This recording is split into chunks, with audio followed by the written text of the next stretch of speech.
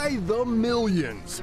Texans across the Lone Star State casting early ballots in numbers never seen in a midterm election. With just 48 hours left before the final day of voting, who is winning the turnout war?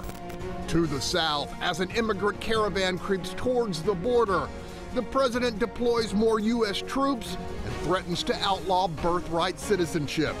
Is this new hard line just a partisan ploy or a necessary deterrent to an ongoing invasion? And down at City Hall, millions of tax dollars headed to the mayor's longtime law partner. Is it a legitimate deal or pure political patronage? I'm Greg Grugan, and welcome to What's Your Point, where our panelists call it like they see it. Let's greet them. Starting us off, Republican strategist Jessica Colon. Next up, progressive commentator and attorney Nyanza Moore. In the 3 spot, Bob Price, associate editor of Breitbart, Texas. Batting cleanup, longtime super neighborhood leader Tomaro Bell. Next up, businessman, columnist, and former Kemah Mayor Bill King. And closing us out on the hot corner, political analyst Marc Campos. Let's do this. Turnout, turnout, turnout. The number of Texans casting ballots early has surpassed the total number of votes in the last midterm. Who is winning the mass mobilization of Texas voters in this record-breaking election year? We're going to get right to it. Tomaro Bell, who's winning? I'm going to tell you, the millennials are winning. I was so excited to see the amount of young people coming to West Gray. If you don't know, West Gray is the hottest, biggest poll in Harris County, one of the largest in Texas. And they were coming in packs. It was amazing. I am so proud of them. The millennials are the ones who are winning. Kavanaugh controversy, Trump in Texas. Are the Republicans coming out? Absolutely. The Republican organic enthusiasm from the Republican base has shocked Democrats. They were not expecting Republicans to match them at the polls and exceed them in base turnout. The bottom line here is that we have a rock star millennial on the ballot in Congressional District 2, Dan Crenshaw, and I think the Democrats are underestimating millennial turnout on their side. I think they're underestimating Republican enthusiasm, period, and I think Republicans are a silent majority in this unknown general election voter, 30% of whom are coming out in this turnout here in Harris County. Nyanza, I'm not really sure if she was watching the same news I was, but I looked at the Houston Chronicle. And the Houston Chronicle just came out on Friday and said that the Democrats are surging ahead in this early voting return across the country, not just in Houston. You can also look at Florida, and not just Florida, but Georgia. Texas and Georgia. So, you know, you had some real superstars come out this week. You have between Oprah and Barack Obama stumping. I know that some people don't think that it's okay to get an endorsement because it's not that big of a deal, but in some cases it is. For Stacey Abrams it is. For Gillum in Florida it is. But here, Beto O'Rourke, it is, because let's think. 4.5 million people have come out to vote. 1.7 of those are Democrats, 1.8 are Republicans. We're going to see that last surge be on the Democratic side. We're going to take it home on Tuesday. Bob, what plays inside the Beltway doesn't play in Waco and Waxahachie. Are the Republicans winning? Republicans are turning out all over. You mentioned the Metropolitan Service Center, where there was the largest turnout. The next 4 largest turnouts were all key Republican districts. So traditional Republican polling places. Harris County is going to be tight. It's going to be really tight. And Texas is going to be not so tight because of the gubernatorial races and the other statewide elections. Beto is not going to come close in this election. I'm still predicting double digits, and I think it's going to be a very strong Tuesday night. Okay, now Republicans in Harris County appear particularly vulnerable, with high-ranking GOP organizers conceding Democrats hold an edge going into Tuesday. Nationally, analysts at Political Forecaster 538 now estimate that the Republican odds of holding control of the House have slipped to 15%. GOP control of the Senate also remains in question. Man, I want to hear from Marc Campos. What do you see happening here in Harris County? Well, let's not forget, when Ted Cruz ran in 2012, he only scored 49.5% in Harris County. And that was before he was facing an opponent named Sadler, who didn't have a ground game. Ted Cruz is facing a guy that has outspent him 2-1.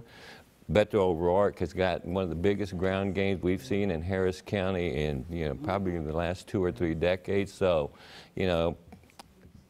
with all due respect to my Republican friends here, you're looking at a mighty blue wave here in Harris County on Tuesday. Bill King, are the pollsters missing the millennials? Are they underestimating Latino turnout? Well, Keir Murray, who appears on the show frequently with us, has pointed out that the percentage of millennials make up the electorate is about double what it normally is. And so we have a lot of people voting that we've never voted before. And that's what polling really can't anticipate, is how those people are going to vote. But if you look at the issues, millennials tend to overwhelmingly agree with the Democrat position and not the Republican position.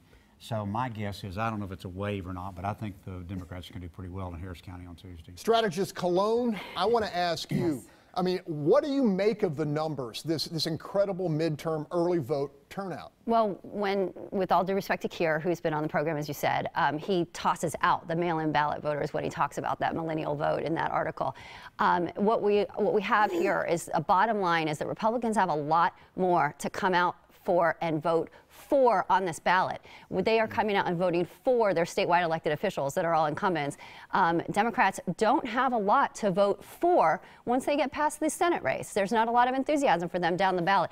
I believe Republicans will turn out to vote for their statewide incumbents, and that will go all the way down the ballot. When I need organic info, I go to Tomaro Bell. What's going on in the neighborhoods? Are people Let me tell you excited? what's going on in the neighborhoods. They have more to come out to vote for than the Republicans, because they need to vote for getting them out. And they are very motivated by that. Let me tell you something. Angry people vote harder than happy people.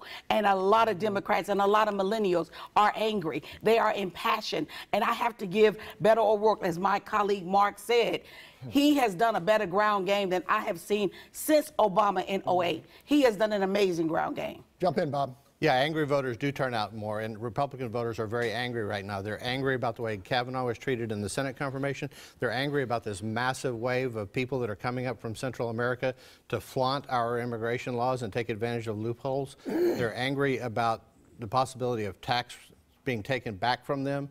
All of these things are going to motivate Republican voters to get out and vote. The House is going to be a toss-up one way or the other by plus or minus 2 seats, I think. The Senate, I think we actually pick up 3 or 4 seats. Local battleground race out on the east side.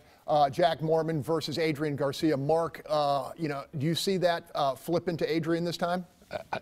I think the only questions remaining right now is what happens to Jack Mormon. Does he survive?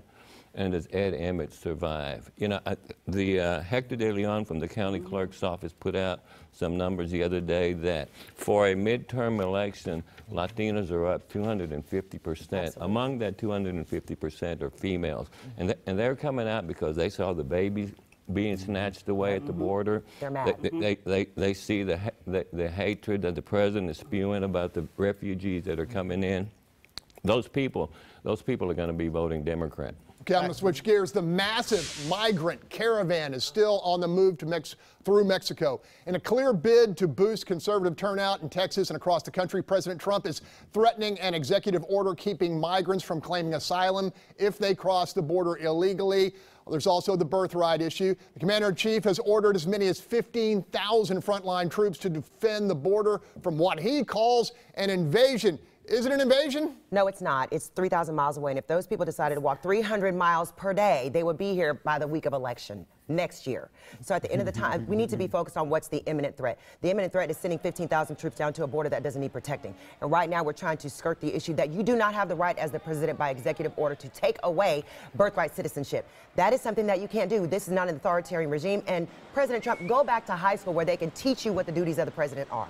Bob, is this a partisan ploy or is this a legitimate issue? Well, this is definitely partisan on this side because when you look at what Nyanza said about the caravan back in April when it was coming up here, she was outraged about it. But now that there's an election on the line, it's a border that doesn't need to be defended. What is up with that? That is ridiculous. We have 300 at least criminals in this caravan that we know of, people that have committed murder, rape, assaults against children, things like that. There's a massive number of people coming up here. They've already assaulted law enforcement in Mexico. They've assaulted law enforcement in Guatemala. There's MS-13 gang members, as reported by news media in there. It's a lot. Okay, 20-second rebuttal. So I don't even need that much. So at the end of the day, in April, there was not a caravan. There was a group of people that you all showed on the screen that you said are here right now. They're coming to Brownsville. Right now, they're in Honduras trying to get to Mexico. Mexico is far enough away. True. No, that what is true is that you all made it seem like it was such an imminent threat of danger for the United States citizens. This is not a political thing. This is something that does not have any business in this election. They're not here right now. There is no threat at the border. Well, it makes sense to get the troops in, and if you're going to use troops, to get them here before they actually Yeah, they'll be here in 10 days after like, the election. Bill King, I got to hear you a little bit on this. What's going on? You know, this is just coincidentally, this caravan shows up right before an election. You know, there's an old movie called Wag the Dog, where they go out and stage a fake war with Albania. Are you saying Trump recruited these? No, what I'm saying, I'm just saying this is what I'm saying is this will not be an issue 10 days from now. Go ahead. Yeah, because they won't be here. What the issue that I have in all of this is the president's remark that he wants them to treat rocks as if they were rifles and to shoot anyone who throws a rock. I don't think if That's a the dead 7-year-old Border Patrol or a agent who was 10-year-old or a killed by rifles. 12-year-old who throws a rock should be shot by an army or police. That is lunacy. Right there, lunacy to call that out. Jump in, Jess. Some of the theatrics of this, I mean, the caravan is suing the president. How do they do that if this isn't some sort of organized effort? They're refusing to play by the rules of other countries.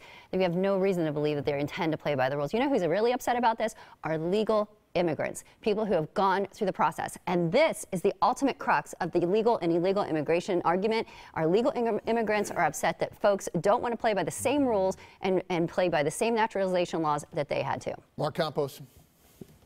We've had local reporters embedded in those caravans, and I'm sorry, but you know, we can't have alternative fact. Thank you. They're saying that there are no MS-13 types, you know, in those caravans, so I'm sorry. Okay, you're gonna have to leave it there. Up next, Not true. she's the challenger in the toss-up battleground race to represent West Houston in Congress. Democrat Lizzie Fletcher makes a final pitch in our hot seat after the break. Welcome back. In case you've been living under a rock and just haven't noticed, there's a war underway in Congressional District 7. Democrat Lizzie Fletcher is the challenger in a campaign dominated by the critical issues of health care and flood control in the wake of Hurricane Harvey. Lizzie Fletcher, thanks for taking the hot seat again. Good morning, Greg. Thank you. We're close. If you could have a cup of coffee this morning with every undecided voter in CD7, what would you tell them? Well, Greg, I think I would tell them to think about what's on the ballot, because this really is a referendum on so many things in our country. And what I've heard from voters across the district since I got into this race 18 months ago is that health care is the #1 thing on their minds, that people are concerned about access to and affordability of health care. They're worried about the cost of their prescription drugs. And in this race, there is a real contrast. If you look at the difference between my record and Congressman Culberson's, he has voted to repeal all or part of the Affordable Care Act 62 times. He's voted against coverage for pre-existing conditions and allowing insurance companies to discriminate against people with pre-existing conditions. And what I've heard from voters is that's something that's essential to them right now, that they've got to keep that care. I think that it's important to think about where we are as a country and how we want to move forward, because in this election, we are going to move forward.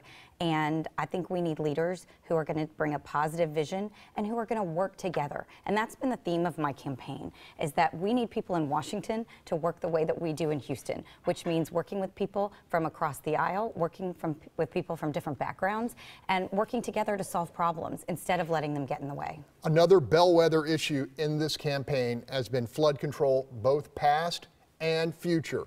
What would you do different from the incumbent? Well, I think that making sure that we're paying attention to flood control proactively, not just responding when disaster strikes, is essential. And that has been true for Congressman Culberson's entire tenure in office. He was elected the year of Tropical Storm Allison, and that's when he took office. And he should have been working every day on flood mitigation projects. And there are some clear examples where he just wasn't paying attention and making it a priority. For example, Project Braze was supposed to be completed in 2014, and if it had been, a lot of people who live in the Meyerland area wouldn't have flooded. If they had less than about 24 inches of water in their house, they wouldn't have flooded during Hurricane Harvey. It's got to be a priority. I have made a commitment to having a full-time staffer who is dedicated to flood mitigation issues, because they affect all of us throughout the county, and they affect everyone in this district, on Buffalo Bio and on Braze Bio. this has got to be a priority to figure out how we rebuild a resilient infrastructure and how we plan and communicate among the departments, working with Harris County Flood Control, working with the city and the county, working with the Army Corps of Engineers.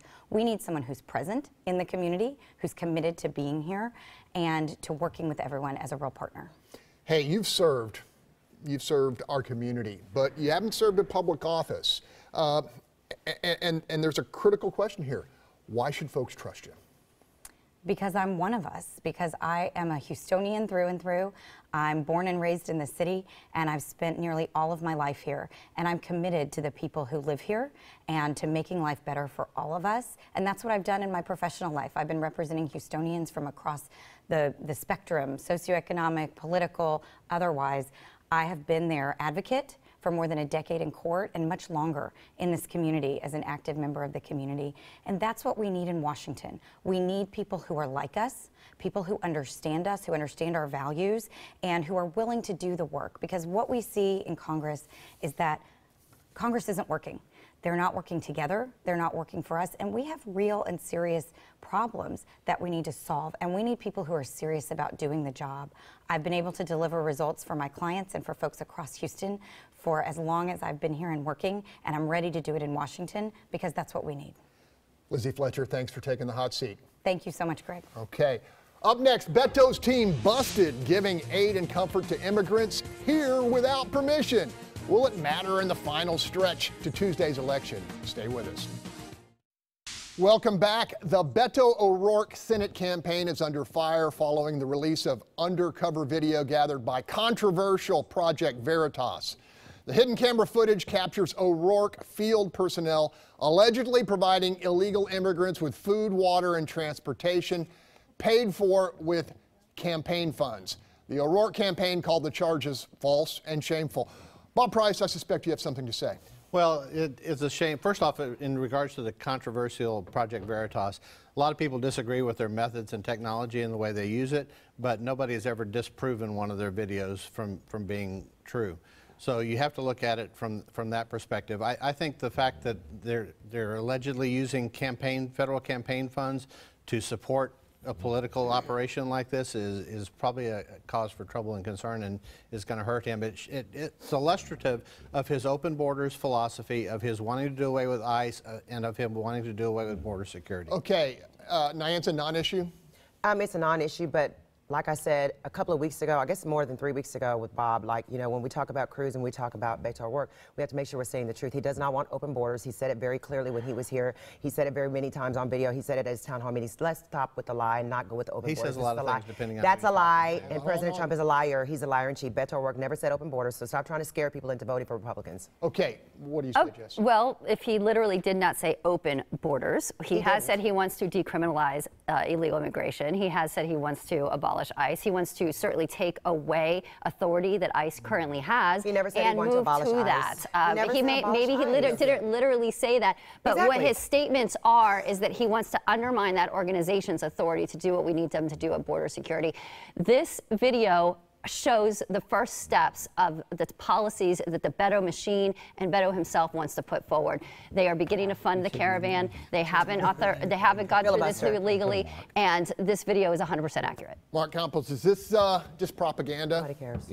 Let me just say this. Beto O'Rourke has made it very, very clear that he does not want to abolish ICE. Thank you. That is a fact. And I don't know why we're talking about a few $100s being spent on blankets. Exactly.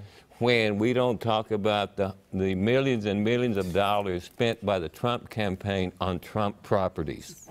All right, end of story. Okay, that's go a ahead. lawsuit. Tomaro Bell. Yes, listen, because I'm going to tell you about Republicans. They always want to talk about what Democrat has compassion or whatever for immigrants, but they damn sure never talk about the Republican business owners that pimp those immigrants to make their millions to be able to fund somebody like Trump. Oh, I talk about that a lot. Hold on. Bill King, what you reading all this stuff? Bill said I'm not in it. Hold on. Look, neither party wants to solve the immigration problem because they both see it as an advantage for their side. And until we get past the politics of this, there's an easy, straightforward solution to dealing with the immigration problem, but neither side wants to do it. Hey, does anybody think those kids need to go to jail because they did this? No. Of course not. Send Trump to jail first. They should be punished. Justice needs to be served, and the proper process needs to be followed. Right. Okay. The 14th Amendment due process, which when they come over here seeking asylum. We're talking about the campaign. Well, I'm talking about due process. You brought up process. I would love to talk about due process in the Capitol. I would love to go back and talk about due process about Brett Kavanaugh. Let's do that. Hold on, you guys. Let's do that. Should there be accountability for what you saw in those an investigation? Well, clearly there should be an investigation into it, and if this is not just a single incident and there are an ongoing situation where they're misappropriating funds, you know, Beto said that he wouldn't hire campaign consultants, and yet he's done that throughout this campaign. $18 million. There's a lot of different things that need to be looked into. Okay, we're going to see what happens Tuesday. After the break, more hot seat conversations as Democrat Justin Nelson makes his case to unseat Attorney General Ken Paxton. And Congressman John Culberson joins us to seek your vote in CD7, so stay with us. Welcome back. Native Houstonian and Democrat Justin Nelson is locked in one heck of a bare-knuckled political brawl for the job of Texas Attorney General. Yale undergrad, Columbia Law School, Supreme Court clerkship, UT professorship, also father of threes. His credentials are impressive. Nelson's stated goal, restore integrity to a critical office currently held by a Republican under criminal indictment. Justin Nelson, welcome to the hot seat. Why is Ken Paxton unfit? He is the first statewide official in Texas history to run for re-election while under indictment. He currently faces 99 years in prison, and these are real charges. 3 felony counts for fraud, 2 for fraud, 1 for failure to register as an investment advisor.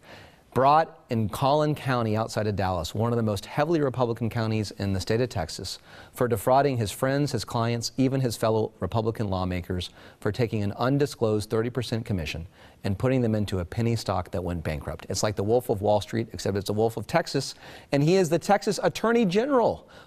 It's a disgrace. We can do better. You know that don't mess with Texas? Here it should just be don't embarrass Texas. Right. Republicans across the country are claiming they're now in favor of preserving pre-existing conditions as something that will be ensured for all Americans.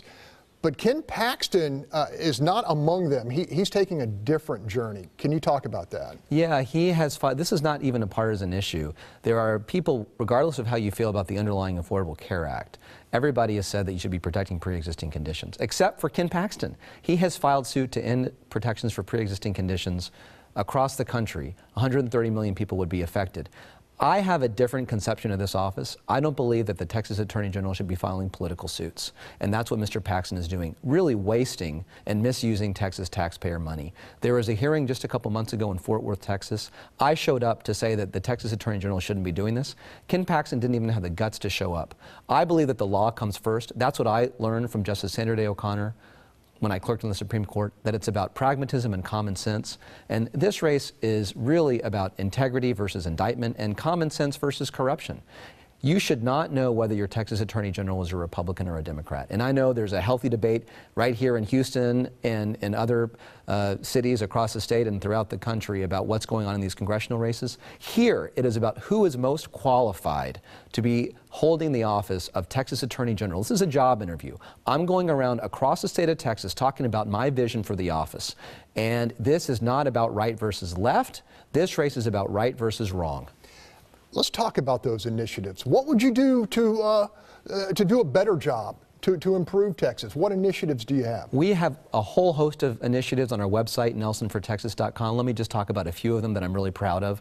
Number one is we have the strongest anti-corruption plan that this state has ever seen that I am going to abide by. I'm going to try to get the legislature to pass, but I am not going to wait for the legislature. I am going to honor it on day one. It includes a 5-year lobbying ban on me and any of my senior staff. We're going to close loopholes that allow unlimited gifts that my opponent has taken advantage of. Mr. Paxton took a $100,000 gift to his legal defense fund to fend off his indictment and then dropped a health care fraud investigation against that same donor. It is a disgrace. So full financial transparency, that's number one. Number two is a plan. Right now here in Houston, there are hundreds of thousands of people who are still suffering from Hurricane Harvey because insurance companies have mistreated them.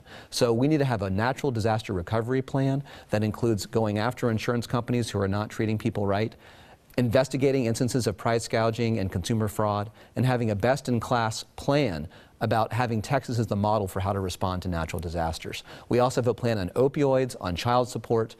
We need a Texas Attorney General who's going to focus on the real issues for Texas and not as a political office. Justin Nelson, thanks for coming to What's Your Point.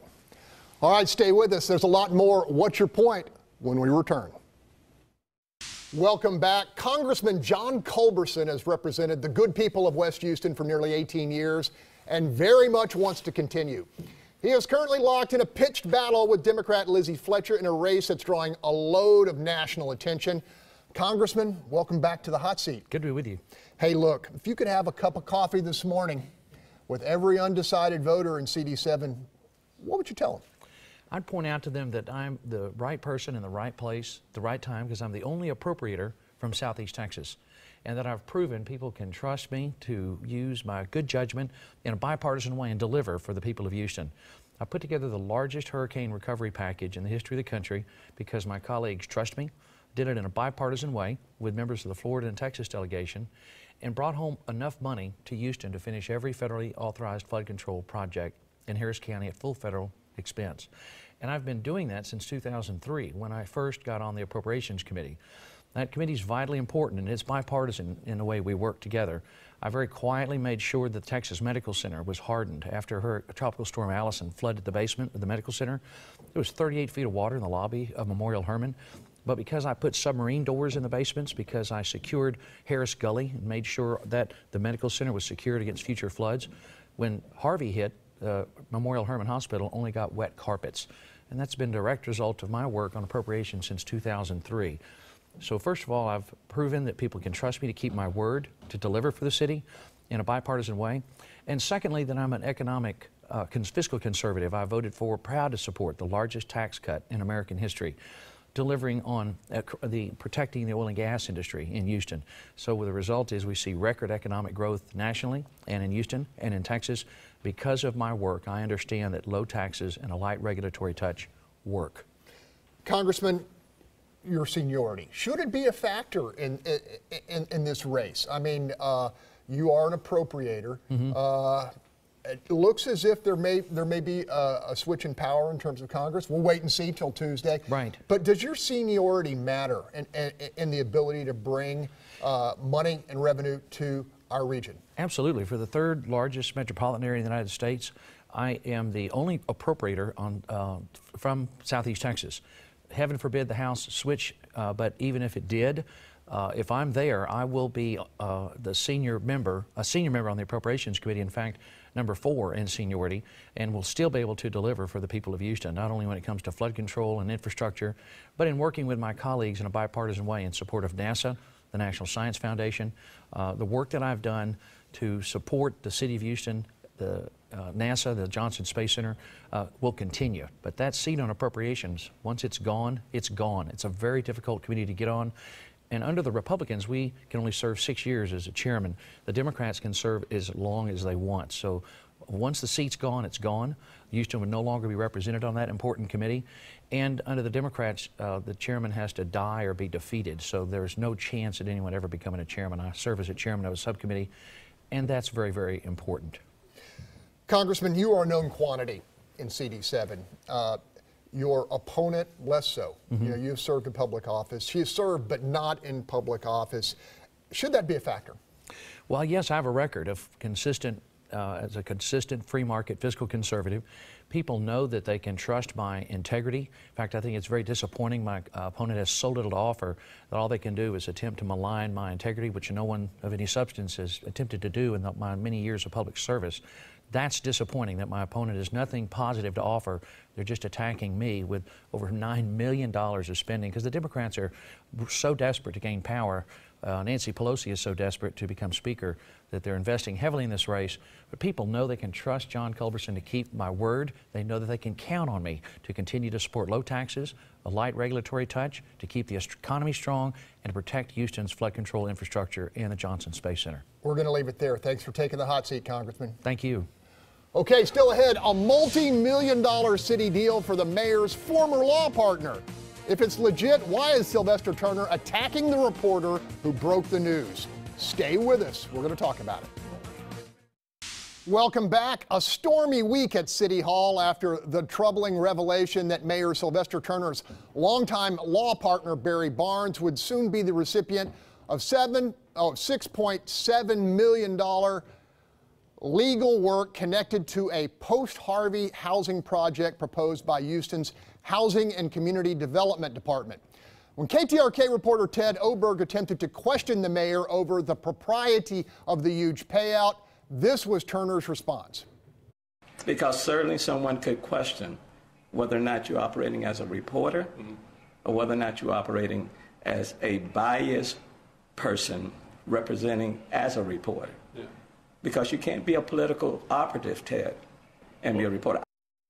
As a longtime competitor and a friend, I will say this and stand by it. The only bias Ted Oberg has ever displayed is against those who betray the public trust, as well as those in positions of power who endeavor to hide information the public has a right to view. Whether this is a legitimate deal has yet to be determined, but make no mistake, it is entirely appropriate to ask accountability questions on behalf of taxpayers without being accused of malice by this mayor or any mayor. And I'm going to ask anybody who wants to jump in. I'm guessing Bill King does. Well, look, I've been around this city hall for going on 40 years now. I've had contracts, I've had companies that have had contracts down there, so I'm not naive about the pay-to-play that goes on at City Hall all the time. But this is a level I've never seen before. I mean, this contract came out as a $27 million deal in the committee meeting, and when it shows up at council, it goes up to $35 million. And so the company that was going to do the work said they could do it for 27, and all of a sudden it comes up to 35, and the only difference is that his former law partner is given a $7 million legal fee. Now, first of all, this is an outreach to people that need assistance. This is to go out and find them and help them fill out the forms. Why do you need a lawyer at all for that? $7 million is half of what we spend on the city legal department for an entire year. You could hire about 60 lawyers and have them work for an entire year for $6 million. It is absolutely unbelievable. It's blatant. And the fact that we're taking money that's supposed to go to help Harvey victims. And look, I've traveled around, you've seen the same thing, Greg. There's people in the city that are still hurting from Harvey. They're still waiting on help. And for the first $7 million to go to pay the mayor's former law partner is disgusting. Bob Price. What the mayor meant to say was, ouch. That was a tough question. And so instead of saying, ouch, that was a tough question, he fought back. And it was very evident that he didn't have an answer to the question, so he attacked the reporter's credibility. I've been interviewed by Ted many times. He brings tough questions, he brings fair questions, and he brings facts behind to back up what he's doing. So the mayor needs to get with the program and get some answers out here. Nyanza, I don't know how many lawyers there are in Harris County, but there are thousands. Does it, you know, what do you think of the mayor's law partner getting a chunk of business this size? Well, I don't know the details of the contract, and if what Bill said was true, that it turned from 27 million to 35 million, and there's $7 million going to a lawyer. I believe that the former law partner has had contracts with the city before, where they have made money before, and I think that the city council approved this agreement, or it's up for approval. I'm not sure if the questioning, if Mayor Turner felt ambushed, and that's when he became aggressive and defensive, but maybe he was tired of all of the back and forth between what he calls reporters being biased against him and all the bad news, because he's not up for a re-election this time. But it seems like he is. Okay, I've got about 20 seconds left. I mean, it's amazing how a liberal responds with thin skin when the press want to hold him accountable. This is what we endure with Republicans all day long, and we sit there and take it and answer the questions and give it right back. Well, he answered the question. No, he didn't. And why can't we just you know, give an honest answer, or give an answer at all, as opposed to attacking a very classic liberal move, attack the person presenting the question. We learned it from Okay, also this week, ahead of the Prop B vote on firefighter pay parity with Houston Police, Mayor Turner is asking council to approve $1.3 million to wage a legal fight before the voters have even spoken on the issue. Campos, what do you think on this? You know, there's a saying among elected officials that you vote your district. And tough issues come up and you vote your district. It's going to be interesting to see when the vote comes out on this Prop B initiative, how council members react to this. If, for instance, their district overwhelmingly supports Prop B, will they vote their district? I'm wondering, you know, is there any signal here, any message here? Go ahead, Tomaro. Obviously, whenever you have something on the ballot, you are constantly getting updates or hints or clues or vows from Vanna. You know which way it's about to fall. And I don't know anybody who ever got in a fight. It's a poor general that doesn't have a contingency plan. And so this is his way of preparing for what he believes in case may happen. So go ahead, Bob. Elected officials should not be able to sue the voters, which is basically what he's talking about doing, is coming back and trying to overturn the results of an election. The election has consequences. If the mayor can't win his case at the polls, he needs to go back to work.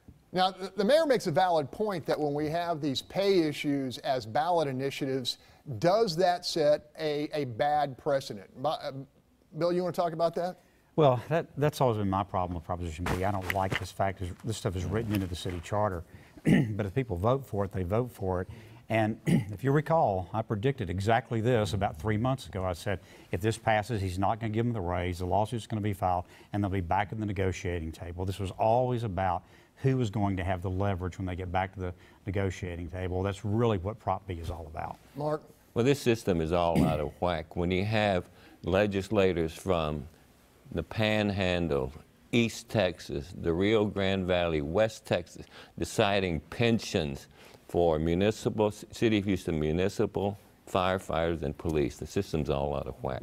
Okay, Nyanza, you know, what do you think about lawyering up before the votes even happen? I don't think it's smart politics. You need to wait until you see what happens with the vote, and then if you do have standing, then you can lawyer up. I think getting advice from counsel prior to about what your options are is one thing, but just going all out there and being ready to file a lawsuit tomorrow is just ridiculous. Just wait to see what the people of Houston want. Okay, expert in signaling. Was there any signal here? I mean, you know, he could have waited a week, waited to get the actual vote before going to counsel for the cash. Well, clearly discretion and, you know, savviness on this issue is not a strong suit in this administration.